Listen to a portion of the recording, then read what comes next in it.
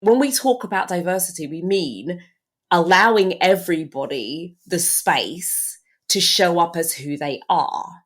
So I wanted to find a framework that would allow people to start to explore the two sides that allows that to be reality, which is, as an individual, to what extent do I truly, authentically show up as myself, regardless of the scenario, that I just kind of show up and I'm like, here I am. I'm not trying to fit in. I'm just showing up as me. And as an individual, to what extent do I make open, warm spaces for others to show up?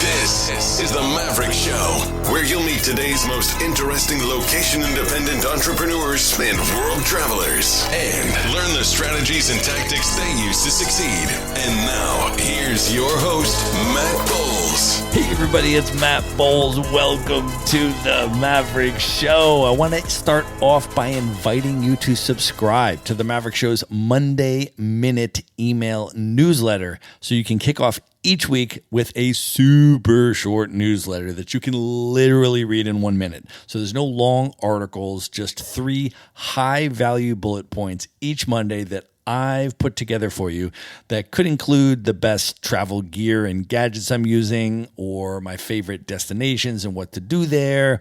Could be epic experiences and events I'm attending around the world that you could attend as well. Or it could be things to watch or quotes to ponder, or travel hacks, could even be nomad communities to check out, etc. Basically, I'm going to distill down my ongoing learnings from 10 plus years of being a full-time digital nomad into 3 terse items of value that land in your inbox each Monday that you can consume in under 60 seconds. So if that sounds good to you, you can sign up at themaverickshow.com/newsletter. Once again, that's themaverickshow.com/newsletter. And now let's get into the episode.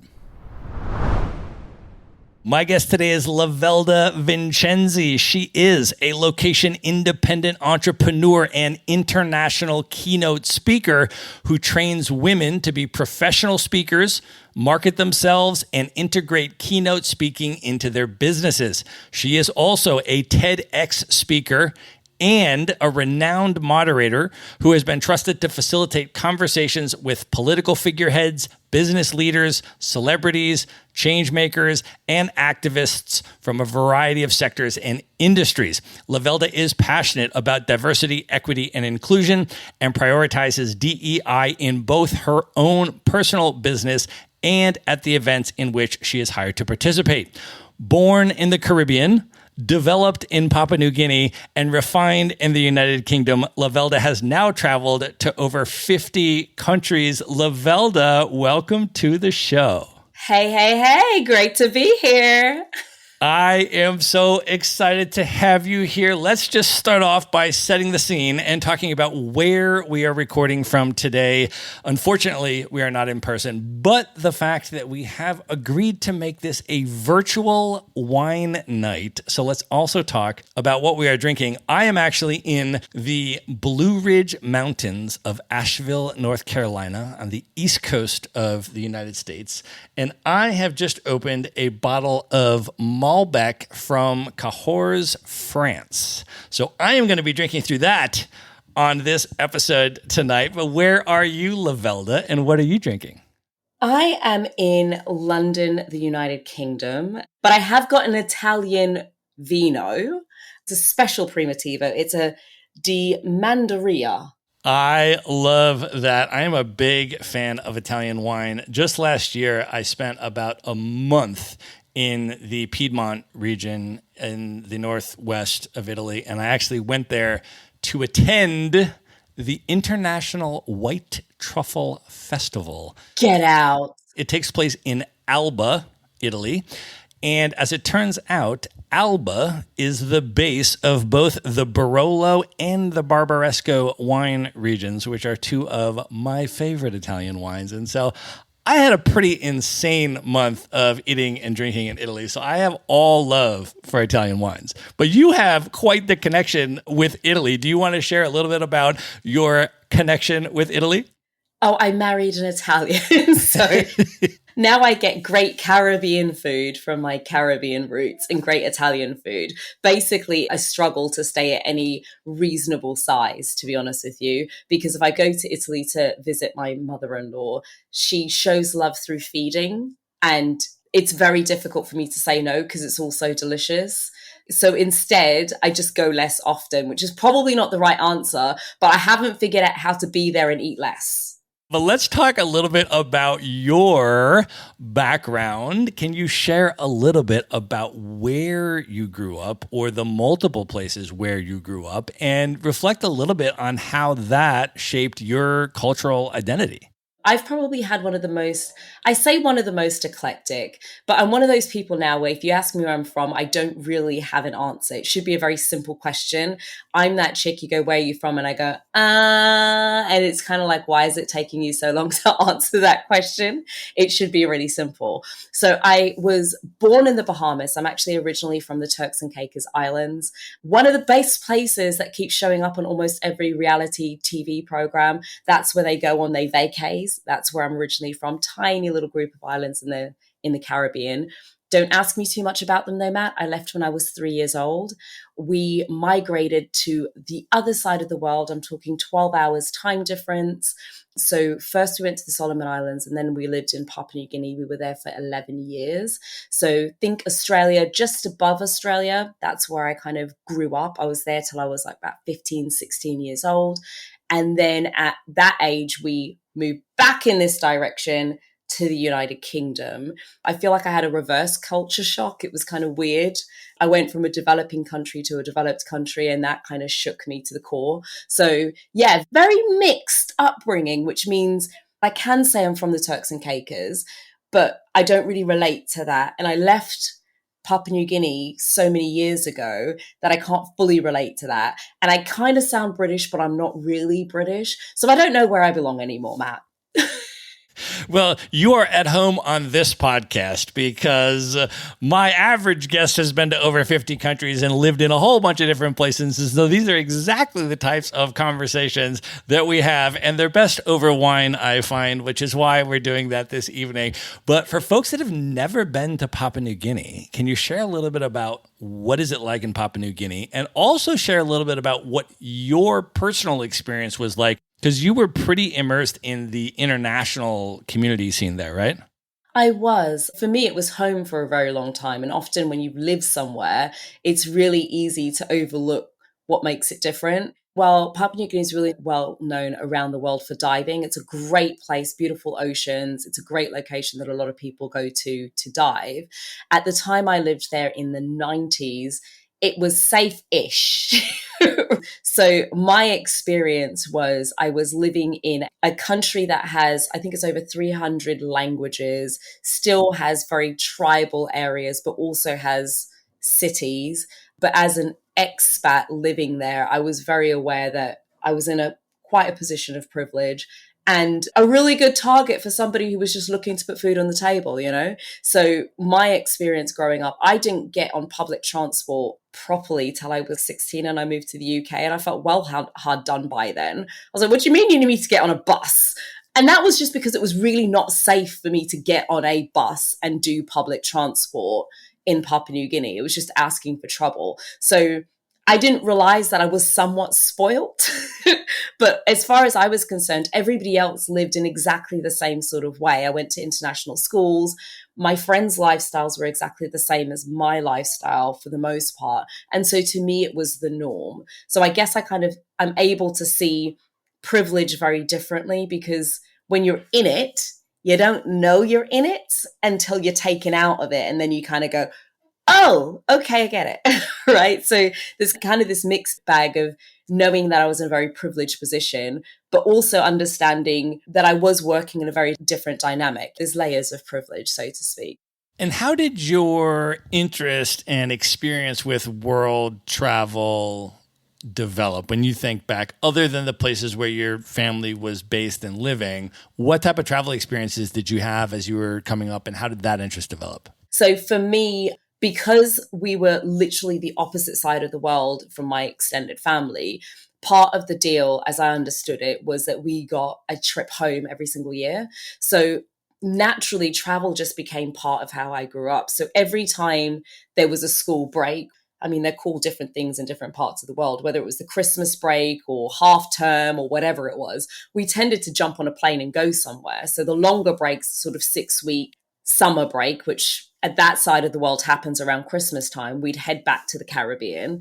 And the shorter breaks, we'd kind of pop to Asia. I say pop to Asia or Australia. I live in the UK now, so it sounds quite exotic, but I was in Papua New Guinea. It was a 3 hour flight. It was like popping from London to the south of France. It was kind of that vibe. But we'd do that multiple times a year. So I was used to jumping on a plane every 2 to 3 months, to be honest. And I thought that was normal. I thought everybody did it. And so when you eventually got to the UK, how was that transition for you? So when I moved to the UK, I didn't actually move to London. I actually moved to a tiny little place called Takeley in Hertfordshire, tiny little place. And then I went to school in Newport, but not Newport, Wales, Newport, Hertfordshire. So in the middle of basically countrysideville, right? So I went from super international school. My friends were from all over the world, all around Asia, America, Australia, New Zealand. When I say global, to this day, friends I went to school with, then all over the world. They're in the US, they're in Canada, they're in Papua New Guinea, they're in Australia, they're in New Zealand. So I was used to consistently being surrounded with people from all over the world and the different cultural dynamics that brought. And then when I moved, we moved to a very small, I mean, it was very homogenous. Let's just put it that way.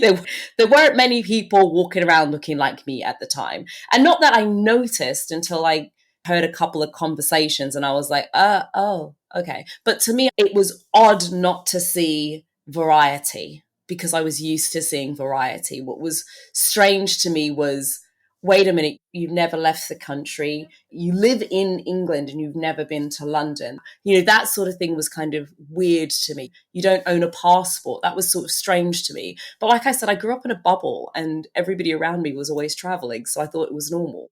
So what was the impact of that experience and finding yourself in that type of environment? I got to see that I think of the world very differently. So I really value travel very differently. And it's very much supported me in the work that I do now in terms of the way that I see the world. So one of the things I really got to see was there are benefits. I'm not saying it's right or wrong. There are benefits to growing up in the same town with the same group of friends and all of that kind of stuff and having a really close connection. But what also happens is you think that's the world. The same way I thought the world was traveling, you think the world is being in one place all of the time. And so what I later sort of found as I started stepping into speaking and that sort of stuff, I'll give you an example. I remember doing an interview. This was around about the time I was a guest on a news show. And this was around the time the planes went missing in Malaysia. And we were talking about people stepping down from their governmental roles. And the question was asked to the panelists, is this a sign that they've done something wrong? And people were like, yeah, of course it's a sign they've done something wrong. Of course, why would you step down if it wasn't your fault? And I said, I could agree if we were talking Western culture, but in Eastern culture, it's a sign of respect to say something bad happened on my watch, so I'm stepping down. And so when you add the cultural context to things, actually things change. And I kind of got, when I look at something, I have to put multiple lenses on to understand somebody's perspective.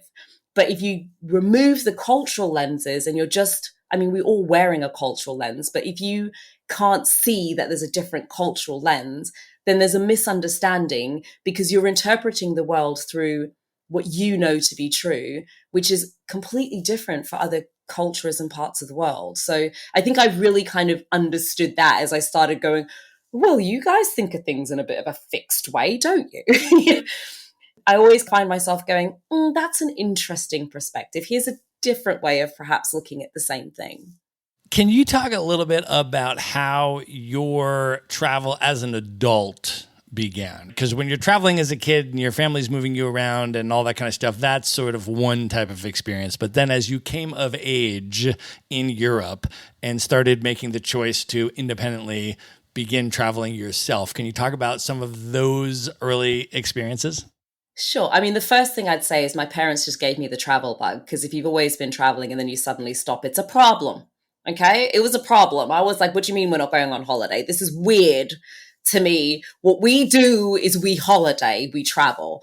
But the other thing was they gave me a really solid foundation for thinking of travel. So we traveled a lot, but I was always encouraged to taste local foods, to understand local culture, to kind of dive in. We didn't stay in 5-star resort. I mean, we stayed in resorts and that sort of stuff, but it wasn't these all-inclusive bubbles.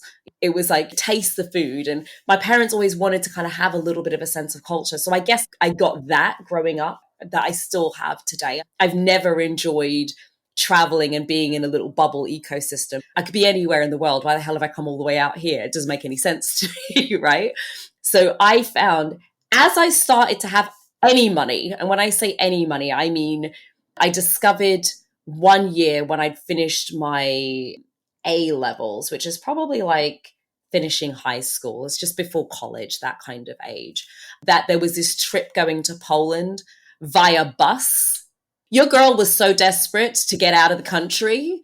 I was prepared to sit on a bus from London to Poland.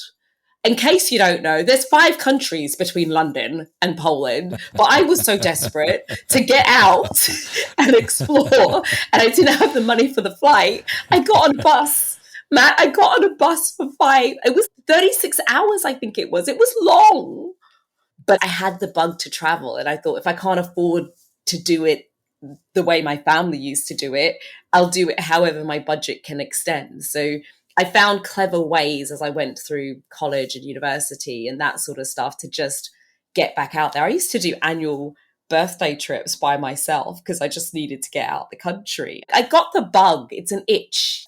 Get home and I'm like, I need to get out. I need to explore. I was not a true backpacker. I could never fully do it, but it was this thing. I didn't have the money. I've been working for 3 or 4 years and I was made redundant. My lease was up on my flat. I didn't own a car. I owned no furniture. Pretty much all of my everything could fit in a car at the time. And I thought, I don't know when this opportunity is ever going to come again. And I didn't care it was the middle of winter and nobody else wanted to travel with me. I told my mum, I think I'm going to do traveling because in Europe, you can get into mainland Europe and then interrail or travel via train and bus by land reasonably cheaply. So I thought, right, that's what I'll do. I told my mum I was going for a month. I left for 3 months. And by the end of that year, I was pretty much just traveling. I came home for a week. Then my parents were living in the Caribbean at the time. So I went to visit them for 3 weeks. Then I came back and one of my friends was in Tanzania. So I went to visit her. And by the time I calculated it, I was hardly home that year. I was out of the country more than I was in the country. It was a good year. Well, I also want to talk to you a little bit about your professional career trajectory and your path to entrepreneurship. Can you share a little bit about that journey? I had a really mixed journey. So I did a degree in accounting and financial management, which makes people giggle because they're like, really, you, accounting? Yes, I used to love maths. Okay, I was that kid. But I discovered I didn't love accounting. And then I did lots of various different things working. I did project management. I worked in sales. And the truth is, somewhere in the back of my mind for a while, I had this idea that I think I could run a business, but I had no idea what the frick the business was going to be. And I was a little bit terrified. It's kind of like, oh, if I go into work, they pay me. And this entrepreneurship stuff felt a lot more terrifying than the path that my parents had spoken about. You know, go to school, you go to college, you go to university, you get yourself a good job, you work yourself up the corporate ladder. But something about that never quite sat well with me. And I started lots of businesses whilst I was working full time. So for those of you who started businesses and they failed, great. Been there, done that, opened them, closed them, half started them, had half a customer, changed my mind, did that, all of the things. I had years of kind of faffing around and going around in circles and trying to figure things out. and accidentally stumbled across hosting. And that's just seemed to work really quickly and really easily. It's like I did a gig, another one came, and then another client came, and then people started finding me. And I was like, geez, Louise, I'm not even telling people about this, and it's growing. And then two worlds collided. I was in a job I was absolutely miserable in, and my manager was driving me nuts. Around about the same time, the career was kicking off to the point I was having holidays from work. We get a lot of holidays in the UK. Sorry, Americans, y'all don't get no holidays. But in the UK, we get like 20 days of actual annual leave where you could take and it's paid. But I was burning through those days. So I would take holiday, but that holiday was really because somebody was booked me to fly somewhere to speak. And so I was pushing my luck and getting myself pretty burnt out. So when the two things collided, that I really could no longer handle the manager anymore, and at the same time this thing was growing, I thought, you know what? I'm just going to quit. I'm not going to look for another job. I'm going to double down on this for a couple of years and see what happens. And here I am. Here you are. I think that's an important story for folks because a lot of people are in that corporate job or whatever the regular full-time job is. They're not entirely satisfied. It might be bad or oftentimes more dangerous. It's probably mediocre. And it's like, okay, it's not particularly inspiring, but it kind of pays the bills. So you aren't really motivated to look for something better. But for folks that are there in that position and really would like to make that entrepreneurial transition, I think your approach to it is really a good one. You know, my approach was I just unexpectedly got fired from my job one day and I'm like, you know what? I'm not looking for another job. I'm just going to figure out how to start my own business. Then I'm like, wait a minute. I don't know how to start a business. I better go to the bookstore and start reading books on how to start a business. I don't necessarily recommend that approach to people, but I think your approach, and maybe if you can share any tips or reflecting back on it now about how to build up a side hustle while you are still working your regular job to the point where you are comfortable and confident enough in it as a sustainable source of income to jump ship and go into it full time. The first thing I'd say is jumping ship is terrifying. So I was not at that perfect point when I jumped. It was the office moves. My manager was getting so frustrating. I just needed to go. I literally couldn't take the job anymore. So I had to quit the job. But it wasn't the time I wanted to quit the job. I didn't have the income lined up and the consistency, all of that sort of stuff. I had savings. So I knew I could pay bills for about a year and a half, maybe, if I was sensible. But it wasn't an ideal time. So I think the first thing to say is often there's not a perfect time to make the leap. It's terrifying, and that is reasonably normal. I quit. I remember I had a coach at the time, and I was freaking out. And I was on the phone to her, and I was like, oh my God, I'm freaking out, I'm freaking out, I'm freaking out. And she said, then stay. And I said, I can't stay. Because that was inconceivable. So she said, so what's wrong? I said, I'm just scared. And so it's normal to be scared. For me, the reason was I never wanted to leave a job and go full-time in a business that was going to be worse than a job. I was just waiting to find something that set my heart alight. My thinking was, at least in a day job, I go in, I put up with some stuff, I do a job, and I leave. I don't have to worry about all the rest of this stuff, right? The business side of things, it's going to take a little while. Like now I'm the finance department, I'm the salesperson, I'm the head of marketing, I'm HR, I'm all of the things. I wasn't all the things in my job. I just had to sell stuff. That was it. And provided I sold, they just let me get on with my job, right? So I thought, I'm not going to quit my day job to then move into something that isn't inspiring and doesn't light my heart alight, so that now I have a job I own. That just didn't feel good to me. So I think the beauty of having the day job was I had the freedom to play. No client was ever this client I needed. My bills were going to be paid at the end of the month regardless. So I could say no to things that didn't work, and I could play around with stuff. And I had that kind of flexibility, which, to be honest, anytime you start a business, that first year, you're just making stuff up and stumbling over yourself a bit. It's great to know at least your bills are paid. Well, you built a successful business and career as an MC, a moderator, a host. You would get hired by people that are putting on events to do that role, and you were able to scale that up and make that successful. And I want to talk to you now about your transition or expansion from that into delivering international keynote addresses and becoming a speaker, and the distinction there. And I think maybe a good place to start would be with your TEDx talk, which I have now watched twice. And we're going to link it up in the show notes. And I want people to go and watch it. Number one, because it's a really good talk and I want them to watch the way that you deliver it. Number two, the substance of the content of your talk is really important. So I'm wondering if you can, just for folks that have not yet seen it, if you can share a little bit about what led up to that, why you were inspired to do the talk, what it was about, and then what that led to. So a lot of people ask me, how do you get a TEDx talk? And the truth is you can just apply for them. And I went through a phase about 5 years ago where I applied to lots of TEDx talks, moved forward quite a bit, but I just kept not getting through. And so I eventually kind of, in true Lavelda style, went, sod it. If I'm meant to do a TEDx, they're coming to me. And I just left it at that. I thought, I'm not putting myself through the stress anymore. If I'm meant to do it, they're coming to me. Fast forward several years later, we've got Clubhouse. I'm on Clubhouse going, you don't need a TEDx in order to make money from speaking because I ain't got one and I'm doing all right, okay? And I kept saying, it's not that I'm anti-TEDx's, it's just I'm pointing out you don't need one. But if they came to me, I'd take it. And then I woke up one day to an inbound inquiry from a TEDx organizer saying, we'd love to have you come talk. And I was waiting for them to send me a link to apply, and it never happened. I didn't have to do any of the application. I didn't do any of the pre-stuff. I got a review from somebody. They saw my profile. They loved me. They had no idea what the heck I was going to speak about. At the time, I had no idea what I was going to speak about. And they just booked me. And I was like, okay, I guess I'm going to have to figure it out.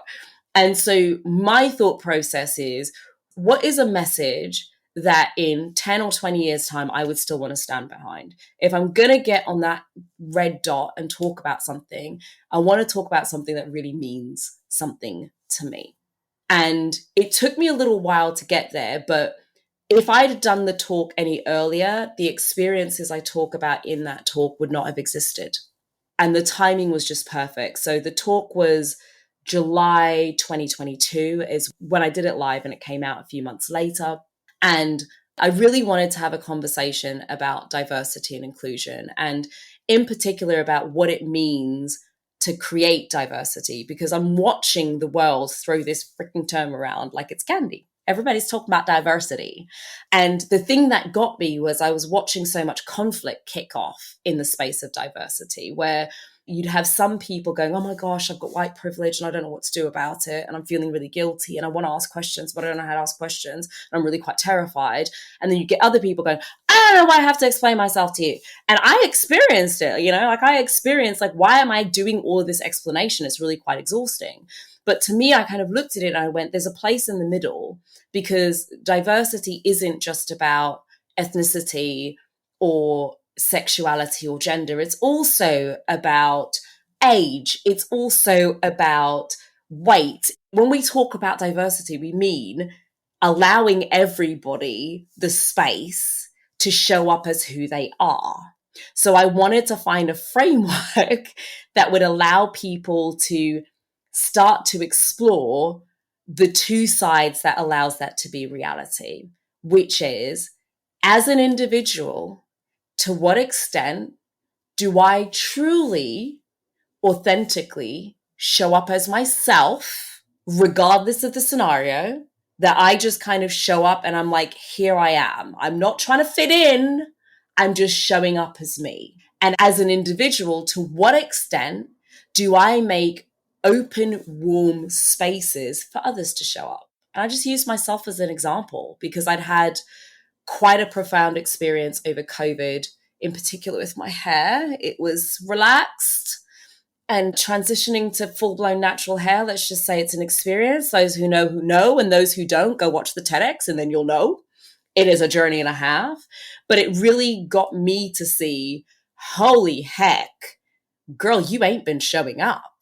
you've been squeezing yourself in order to fit in. And it had me question that in multiple areas of my life. And so I just invited others to look at the same thing. But then I also looked at, well, hold on a minute, Lavalda, you're here talking about being a stand for women's voices globally in the world. And yet, when a woman has the courage to show up and be like, right, I'm ready to be paid, you here negotiating with them. Really? You got to stop. And there's ways in which we perpetuate norms around that mean that we have to have these agendas around diversity, equity, and inclusion because we're just on autopilot. And it's just a call to question the things we're doing on autopilot. All right, I want to pause here to let you know that I have recorded a free video training for you on stylish minimalist packing, which teaches you how to travel the world with carry-on luggage only without sacrificing fashion and style. Now, I have been a full-time digital nomad for over 10 years, and I go to beach locations and ski slopes and dressy nights out and local cultural events, and I never check a bag. And my carry-on includes a 3-piece suit, a professional podcasting studio, an espresso maker, a wine aerator, and the list goes on. Now, I have been teaching workshops around the world at nomad conferences about how to do this, and I have finally distilled it into a 60-minute video training that I recorded for you, and you can watch at themaverickshow.com/packing. It's completely free. It's just going to ask you for your email, which will put you on to the Maverick Show's Monday Minute email newsletter list if you're not already subscribed. And then you can press play and watch the video. It's waiting for you right now at themaverickshow.com/packing. And now back to the episode. I want to ask your advice on a few different parts of speaking. One on the actual skill set of delivering great speeches, and then the other on the business side of how to professionalize your speaking engagements and command the money that you deserve for delivering the value that you're able to deliver. But first, let's talk about how to deliver enough value to get paid for your speeches. Can you break down some of the mechanics of what constitutes a great keynote speech? When you're thinking about, okay, this is the message and the concept that I want to deliver in my TEDx talk, how do you actually put that into a great delivery? Or if someone was to say, oh, I actually did get an offer to go and do my first keynote speech as a paid thing. Now I really need to step it up a notch and make sure that I deliver an incredible talk. What are some of the mechanics that go into a great keynote speech? The first thing I'd say is there's a distinction between a keynote and a training. And often, especially people who've kind of done a lot of webinars and that sort of stuff, mix the two up and they think they want to teach. A keynote is not a teachy thing. That's not what it is. A keynote is about bringing together stories and data and examples to showcase a single note. That's why it's called a keynote, one note, not 1,500 different messages. There is a single message that everything that you're putting into that keynote is designed to elevate.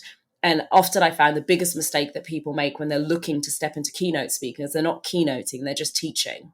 And they're not the same thing. And let's talk a little bit about the business side of this. One of the things that you teach is how to start getting paid for speaking, and why that is a really significant and important endeavor that business owners from all sorts of industries should consider incorporating into their business. So one of the distinctions that I have heard you make is the difference between a public speaker and a professional speaker. And I would love to start there because, as you know, you and I met probably about a year ago at the Bonsko Nomad Fest in Bulgaria, and I delivered the opening keynote address of that conference. I have been invited to deliver keynote addresses at a number of conferences. And it'll usually be the conference organizer saying, hey, I'll give you a free pass to this conference if you're willing to speak, which some cases can be valuable. When I spoke at the South by Southwest conference, for example, a platinum pass to that conference is $2,500. And so I was offered that in exchange for speaking, and you get access to some of these parties and networking things and all that. And it's kind of a place that I'd like to be anyways. And so I've made a lot of those barter kind of things, especially if it's a place I want to be and there's people I want to be around, and you kind of go in as a speaker, and there's a lot of value to doing that. And then the government of Buenos Aires invited me to come down and speak at the Nomads BA conference. And although I wasn't paid, they offered to put me up at a 5-star hotel for a week and cover some of the expenses and that kind of stuff. But I am not a paid professional keynote speaker. But after listening to a lot of your content, I'm thinking, you know what? Maybe I should be a paid professional keynote speaker. And so for someone like me, let's just say, who has some public speaking experience and has some documentation of that and some photos of that and the media kit and some things of this nature, what are some of the elements and steps to transition from a public speaker to a professional speaker, and then to gradually increase what you can command for a speaking fee? I'm going to take a few steps back. And first, I'm going to say there is nothing wrong inherently with an unpaid speaking engagement. The challenge is often the reason why people get stuck there is that they're doing the engagement in the hope that somebody's going to come to them and be like, hey, now I'm going to give you some money. And it very rarely works out like that. Because if I'm an event organizer looking for somebody to keynote my massive event, I'm going to need some proof. And so the problem that often happens with those people who have been doing a lot of free stuff is not that the free stuff was necessarily a bad idea, is that they weren't thinking long term. And so the big way I found to describe it is you've been doing all this stuff so that your ability to deliver has improved, but your profile has remained at exactly the same level. So you can't prove how good you are. So now it's your word against what the internet says. And that's often where the challenge is, that within you, you're going, I've been doing this for so many years and I'm really, really good at it. But then if somebody Googles you, they can't find that. The best way I can think to describe it, it's like you're getting married and your best friend says, oh, my mate's son has a band. And you kind of go, that's cute. Unless, of course, you do a quick Google, you're like, they opened for Beyonce? Shoot. And then you're like, hold on a minute, let me just backpedal. Maybe I do want to hire my friend's son. But up until that point, it's cute. And you're just not paying it that much attention because your wedding is a big day for you. At least it is for most people. It's one of those days where you really are kind of like, I want it to be a massive celebration. I don't want to take a chance. I want a professional person who's been in this environment before, who knows how to handle the space. And so the problem often where people are having that disparity in terms of their experience versus what they're being paid is that they're unable to demonstrate it and de-risk it for the organizer. So organizers, what do they say? Sure, your friend's son can come do it for free, but I ain't paying him to come do it. I'm not putting my money behind this because that's cute. So what I look at when I'm working with people is I say, what we've got to do first is really start fundamentally looking at speaking engagements differently. So I have a gig evaluation framework, which has 4 key areas that I have people look at when it comes to evaluating speaking engagements, which gives you a really great way of making every speaking engagement count because they do different things. Some engagements are really good for short-term payment and other engagements pay in the longer term, but only if you stop leaving stuff to chance and start taking it on board as a responsibility. Because to me, A professional speaker isn't speaking in hope and will and blah, blah, blah. They're contracting and there's processes they've got in place. So if you're doing the free speaking engagements or the unpaid speaking engagements right now, get stuff that makes sense to you. And Matt, you've been doing some of that anyway. Yeah, and I think to your point, I know one of the things that you teach is how to optimize each speaking engagement and use that for residual value. So, for example, getting great photos of yourself while you're speaking, getting video of yourself while you're speaking, getting a testimonial from the organizer of that event about how great you were, and then putting all of that into a media kit and building that up. So I think that makes a lot of sense, and I've definitely done some of that. So once someone is at that point where they've done some of these talks, they've gotten some of those photos, they have some of that social proof, what then is the strategy for them to say, you know what, I'd like to create an additional stream of income for my business by doing the professional speaking and having that be another stream of income, but B, in doing so, further leveraging that for the overall benefit of my business. What do you recommend for that path? Initially, you want to take a few steps back and say, what do you want speaking to do for you? As a business owner, I kind of say speaking can be a marketing channel. It can be a direct sales channel. It can be a product in itself. There are very few opportunities that kind of present all of that. It just depends on how you use it. And as a business owner, you've got choice. You might say, I want it to be a product. And for others, you may not want it to be a product. It may just be a marketing channel, in which case, select your engagements appropriately. There is no point speaking to audiences that can't buy or can't help you to get out to bigger groups if you know that your main reason why you're speaking is as a marketing channel. If the main reason why you're speaking is to get paid, then you need to have a clear understanding of who pays for your message. And that might mean tweaking the way you deliver your content, because the way you're delivering your content before is not for the people who pay. Doesn't mean you change your subjects. If we think of the idea of selling a pen or selling a crayon, if I was selling, let's say, a crayon to a child, I'll tell them, look at the pretty colors. It's so beautiful. Look how you can create this amazing picture for your parents. If I'm selling it to a teacher, look at how bold these colors are. They can be seen from the back of the room. It's the same crayon. So how are you packaging your content for an audience who pays? And often people haven't thought who pays. They've just been delivering the same content. And the clue is it's not the audience. Because the biggest mistake I see business owners make is they go, I know my niche, or my niche, as we say in the rest of the world. I know my niche. I know who pays. I understand the client. And then they'll in the same breath say, oh, but I don't know who pays for my talks. And then you don't know your client, because the person who pays for you to speak is the client. The person who buys your services sometimes as a business owner is the audience. They're two different groups of people, and you need to understand and market to them appropriately. That makes a lot of sense. I think that's a really important distinction.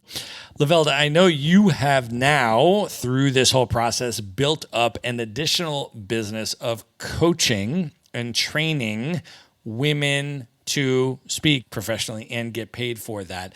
So can you talk a little bit about how you work with female business owners and what your coaching program looks like, what the experience is like at the start? Started working specifically with women because what I found happened is as I grew as an MC and host, the bigger the stages I got on, the fewer women I saw, and it aggravated me. And when I really kind of dug into it and started speaking to organizers and really kind of getting to the bottom of it, the problem was that organizers were saying women are just a lot harder to find. And I thought, well, this is outrageous. I know loads of women. They all speak. I don't understand what the problem is. When I dived into it, turns out our sales and marketing around our speaking ain't that great half the time. So people can't find us. So a lot of the clients I work with is predominantly, it's actually women similar to you, Matt, but it tends to be women who have been speaking on stages a lot. They get brilliant feedback. People are raving about their stuff, and yet nobody's paying them. And so the work I do is to go, right, let's have a look at your positioning.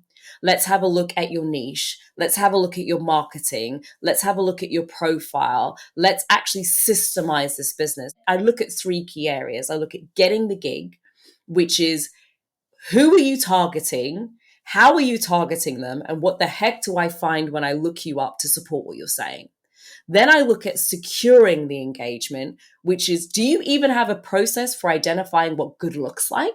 Do you have a contract? Do you know how to negotiate? What is your pricing structure? What are your negotiation terms? And then thirdly, we also work on leveraging the engagement, which means how do we make sure that every gig you do makes it easier for you to get the next gig at a better price point? So those are the three core areas I work with women on predominantly, because it's how I grew my business. I mean, in 18 months, I was interviewing people like Monica Lewinsky. It was insane. Literally, I kind of started, and 18 months later, I was going, what the heck has happened here? I didn't have a clue at the time. I got lucky with a handful of speaker bureaus who took me under their wing and taught me all the things. I was making stuff up and doing them in the wrong order. I had footage that was terrible, and I was prioritizing stuff nobody cared about. And so my job is helping to guide women to understand what the market is actually looking for, to prioritize their time and energy to get traction quicker. All right, so let me ask you this. If you were starting from scratch today, like let's say we take away all of your photos and videos of you speaking, none of them are existence. They've all evaporated into the ether, and all of those people that hired you to do those speeches, none of them are reachable. There are no testimonials. There's no verification. You, Lavelda, with the skills and talents that you have and the knowledge that you have, are starting literally from scratch, and you want to go from zero to well-paid professional speaker. What does that path look like for you? Oh, nobody's asked me that question before, Matt. That's a powerful question. I like it. The path would look like first getting on stages, because I can't get any evidence without being on the stages. And I'd make that as easy as possible for myself. I think about, who do I know who has stages where I have content that's valuable? And I would just get that evidenced.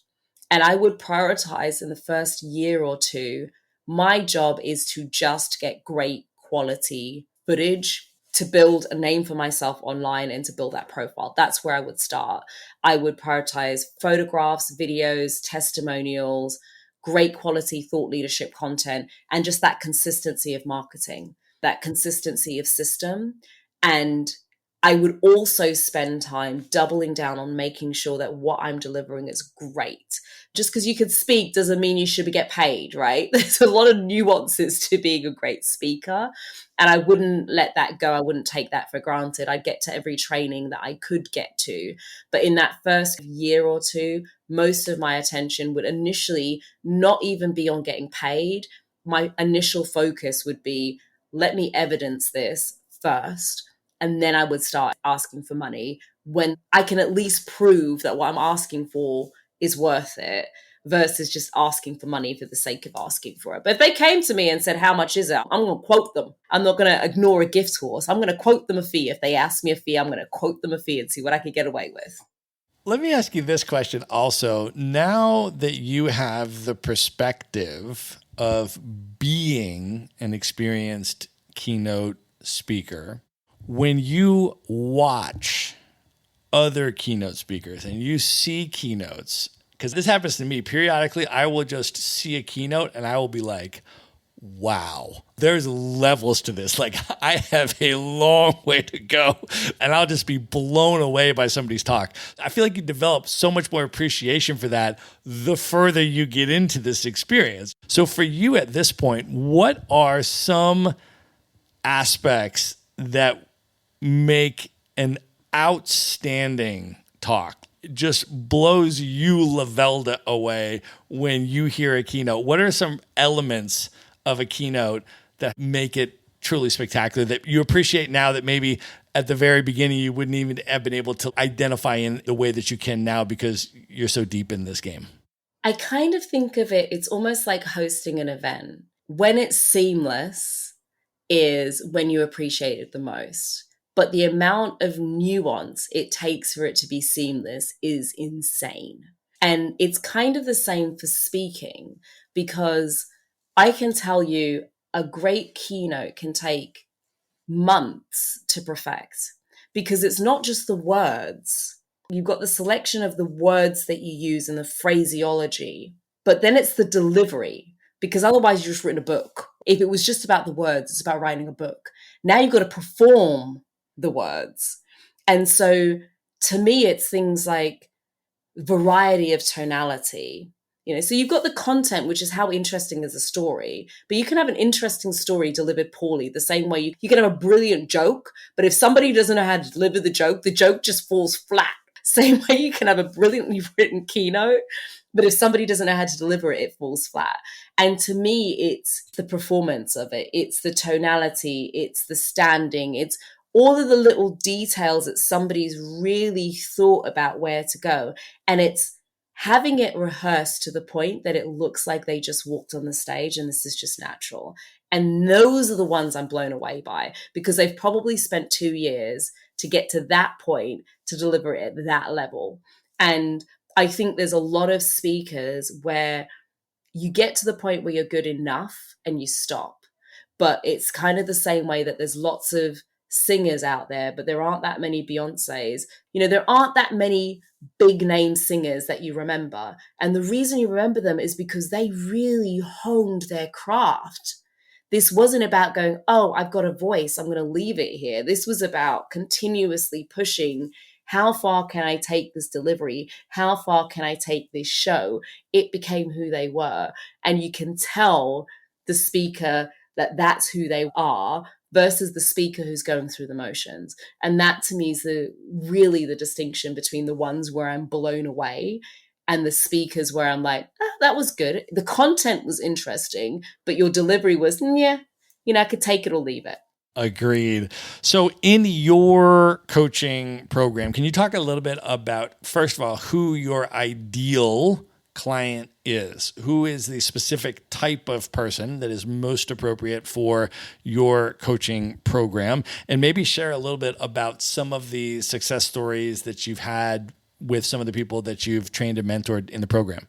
So the people who are ideal, I'm not really great at working with people who are shy, trying to develop that confidence on stage, mainly because I don't understand it. I was that kid who was like, oh my God, a stage, can I take it? Like that was me. So I'm not in that place where I can really relate to what it's like to be scared of being on a stage. I get nervous, but it's never stopped me from saying yes. I'll say yes, and then about 10 minutes before I'm due to jump on the stage, I'm then going, oh, shoot, what have I done? But I know I'm going to do it, and I know it's going to be fine. So the first thing is it's somebody who's super confident on stage.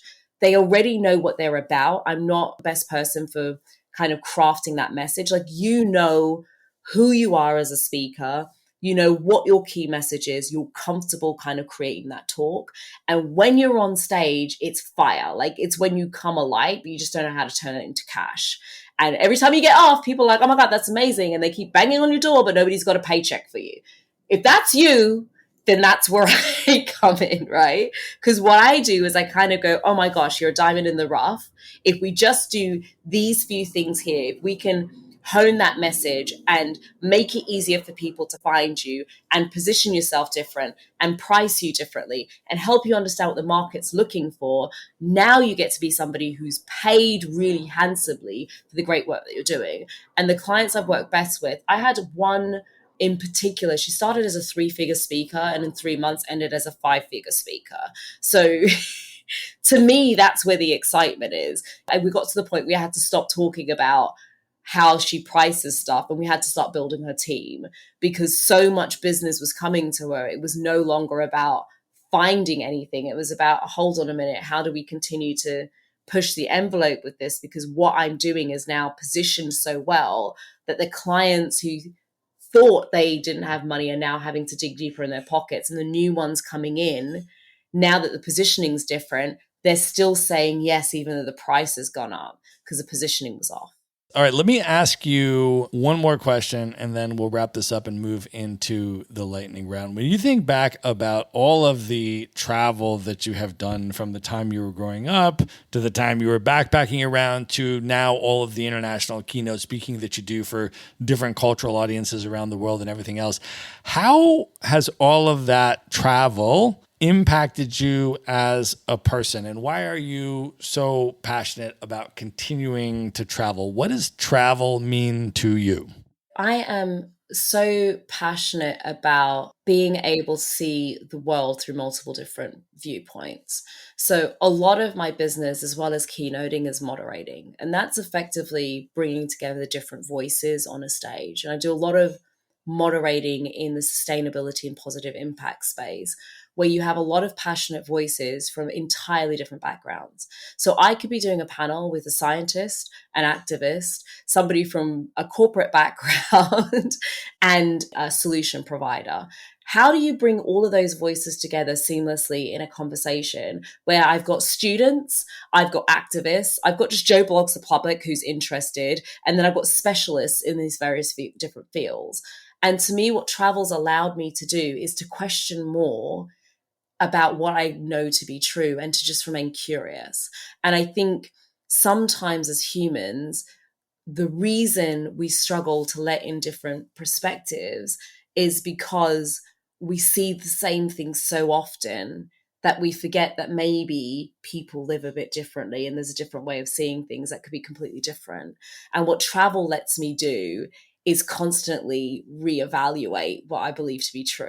It would be stupid things. Like I remember backpacking and getting somewhere, and people in the West in particular, we walk around, if you've got a bunch of flowers, you hold them so the flowers are facing towards the sun. That's how everybody I knew held flowers. I was in Eastern Europe. They were holding the flowers, as far as I was concerned, upside down.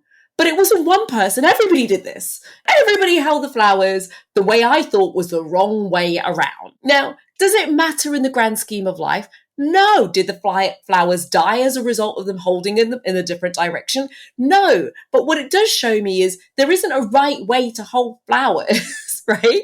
Some people hold them with the flowers facing to the sun and others with the flowers facing to the ground, and both are okay. The flowers have already been cut from the plant.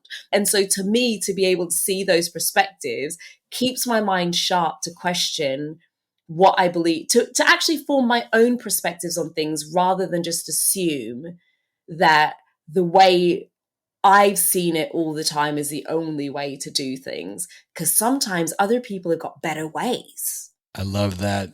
All right, Lavelda, at this point, are you ready to move in to the lightning round? Okay, let's do this. Let's do it. The lightning round. What is one book that has significantly impacted you over the years you'd most recommend people should check out? I'm going to tell you the book that's coming to me because there's a lot of books I really, really love. But one in particular, as we're thinking about thinking differently, is a book called In the Flow by a lady called Elisa Vitta. And the book is really about feminine cycles and how they affect how we work. And I found it particularly profound because I'm going to call myself an alpha female. I don't know if I still identify like that, but as somebody who's a woman and quite a bit of a go-getter, I spent a lot of time in my masculine energy forcing things forward. And what that meant is I burnt out a lot. Like I'd have moments where I was really in flow, and then all of a sudden my brain would go really foggy and I didn't know how to handle it.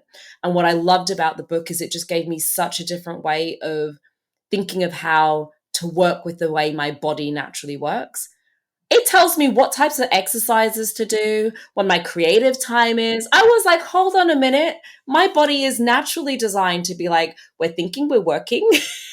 We're reflecting, we're thinking, we're working, we're reflecting. Like it's naturally designed to do that. I just need to go with the flow of it. It's a brilliant book based on science. Recommend it to men and women. I've had male coaches read it before so they can understand women that they're coaching better. It's absolutely fantastic. So that's the book I'm going to recommend. In the Flow, FLO. All right, Lavelda, if you could have dinner with any one person who's currently alive today that you've never met, just you and that person for an evening of dinner and conversation, who would you pick? Oprah Winfrey. That one was quick. I mean, I built my business moderating, and she's a strong Black woman who's built a huge impact. And I just want to know how she thinks. I want to get into her brain. I want to understand that woman. I need to know how you created this show that people were so desperate to go on because you made careers. Like that to me is insane. So it would be Oprah Winfrey, 100%. All right, knowing everything that you know now, if you could go back in time and give one piece of advice to your 18-year-old self, what would you say to 18-year-old Lavelda?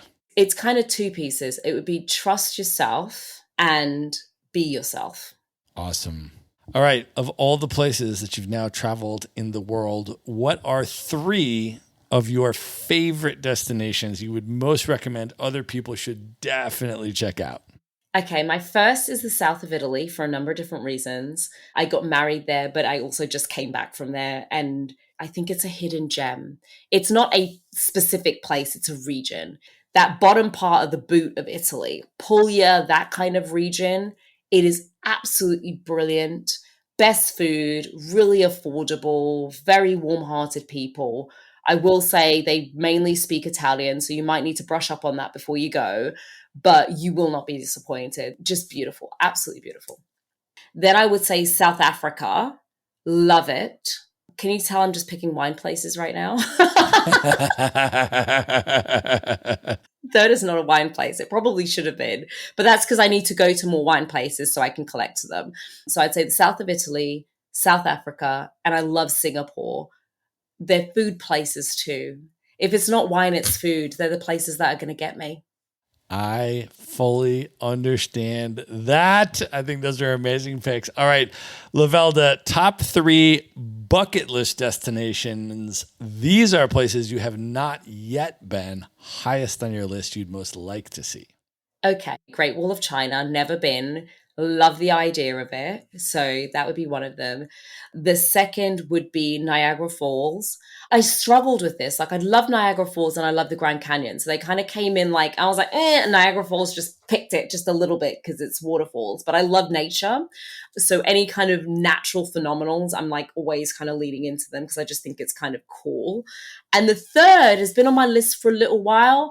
I just want to go to Greece, only because I keep seeing those freaking Instagram pictures and now I want to go. That's it. That's the only reason. I just want to be there. They've sucked me in that now I want to be one of those people. I want that photo with all of the white buildings with the blue roofs behind me. I'm that person now. They got me. Social media, see what it does? All right, Lavelda, we have now come to the most important question of this podcast interview. You and I are from a very similar era. We grew up in the golden era of hip hop, and we have a deep and abiding appreciation for that musical art form. And so, as the final question of this podcast, I'm going to ask you to name your top 5 hip hop MCs of all time. But before I do that, can you just share a little bit about what hip hop means to you and why you love the genre?